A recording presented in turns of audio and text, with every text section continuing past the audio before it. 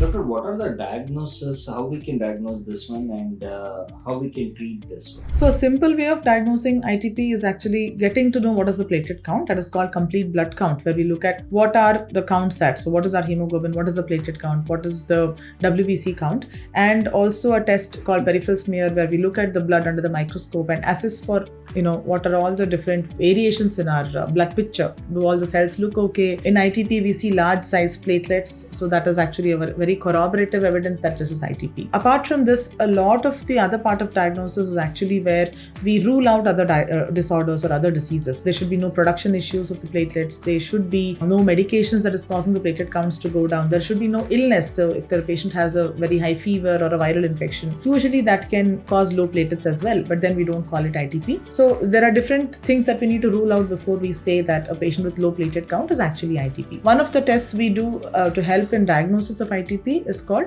bone marrow aspiration biopsy, where just like doing a blood test, we take blood from the vein and check, if the counts are okay. We take a small sample from the bone marrow, which is the spongy area inside the bones, and we send that for testing to see, okay, is there any other reason for the platelets being low, or is it just ITP? And we have reduced the number of times we do this bone marrow aspiration biopsy. It is not indicated for all patients unless there is a strong doubt, okay, this may be either ITP or condition A, B, or ITP. So there are still some things that are not completely clear just with the history and the medication and the preliminary blood test. So in those scenarios, to clinch the diagnosis, to finalize the diagnosis of ITP and rule out other things is what we do a bone marrow aspiration biopsy for. Sounds like a very scary procedure, but it's actually a very short procedure that takes only about 5 to 10 minutes and can be done in an easy OPD or a daycare setup as well. So, what are the treatments for ITP? It's mostly medical. So previously it used to be a big surgery called removing spleen, which is an organ in the left side of our abdomen. But that is true maybe about 20 years ago when we did not have all the latest medicines we have these days. So now we have medicines. Usually the first line we use is steroids. Some patients can be resistant or refractory to steroids. In those patients, we give what is called IVIG, especially when the platelet counts are very less or the patient is bleeding and we want their counts to improve. We give these two medicines up front. There is another medicine called anti-Rho or anti-D injection that also improves the platelet counts. Comes with a little more side effects, so it is not very preferred these days. Apart from this, we give immunosuppressants. So as I said, ITP is a condition of hyperactive immune system that is destroying the platelets. So we give medications called Azuran, MMF. We also give this injection called rituximab, which is actually some sort of an immunosuppressant as it removes the cells that attacks these platelets or makes these antibodies that attacks the platelets. So this rituximab injection has been shown to have the best track record, as in if you give 4 proper full doses of rituximab for ITP, usually maintains the platelet counts above at least 70,000-80,000, a lot often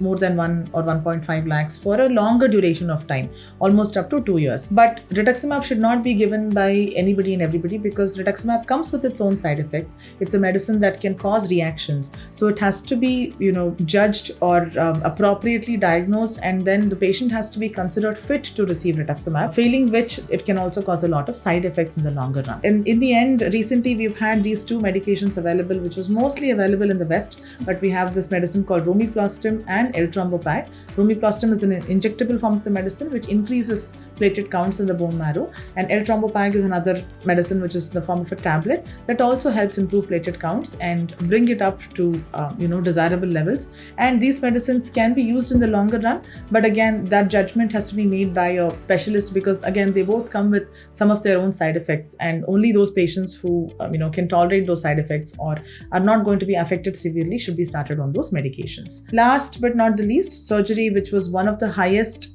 recommended procedures for ITP in the past, has now gone down way below in our list because of availability of all these medications. That surgery is called splenectomy, where spleen is removed. So spleen is considered the organ where platelets are destroyed actively. Once the immune system attacks it, the spleen just removes it out of the blood. So if you remove the spleen, platelet counts tend to be much higher. But splenectomy again comes with its own side effects, which is increased risk of thrombosis, of increased risk of blood clots in the body, and also causes you to have more infections. So spleen forms a part of our immune system. So if you remove it, then there is a higher risk of definitely viral and bacterial infections going forward. So that is why splenectomy is now one of the last indications indications for treatment for ITP when all these medicines have been exhausted and most of them have not really shown any effect. The patient is refractory to all of these. That is when splenectomy is recommended. Thank you, doctor, for giving update on ITP.